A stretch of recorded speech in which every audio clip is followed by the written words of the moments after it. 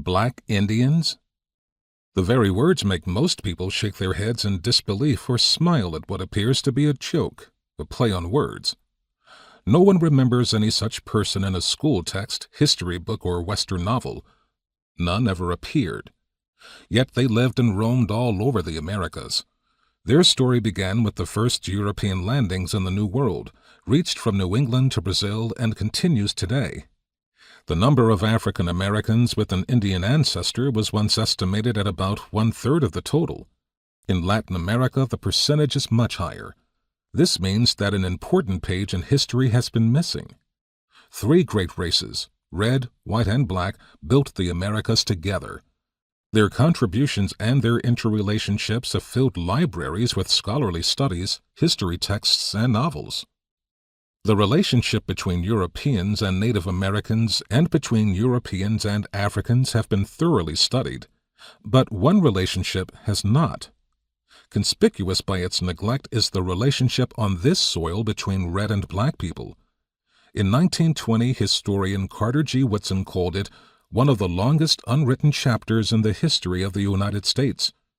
He wondered if Africans did not find among Indians one of their means to escape from slavery. Dr. Woodson's chapter still remains unwritten, his escape theory hardly explored. This book means to tackle both the chapter and the theory. Black Indians, like other African Americans, have been treated by the writers of history as invisible. Their contributions were denied or handed to others. Where mentioned, their role has been distorted. For example, The Negro Cowboys by Durham and Jones, an otherwise objective study, calls black people who joined the Indians renegades, a terrifying term borrowed from Hollywood westerns to describe vicious killers. The Negro Cowboys also declares, for every Negro renegade who joined against the white man, a company of Negro soldiers fought the Indians. This single sentence mangles some important history.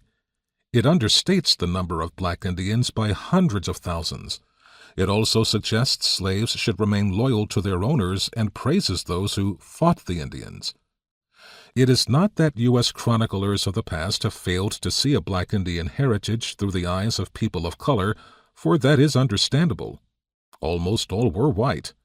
What is unforgivable is that some have insisted on seeing past events through the eyes of a slave-holding and Indian-killing class that has been dead for more than a century.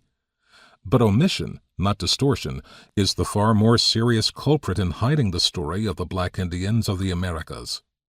Observers, not expecting to find Africans among Indians, did not report their presence.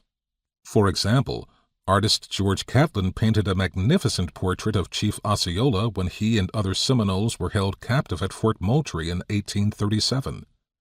Catlin never painted or mentioned that Osceola's personal bodyguard of 55 warriors included 52 black Seminoles. Had his artistry captured their presence, he would have contributed vastly to our understanding of anthropology and history.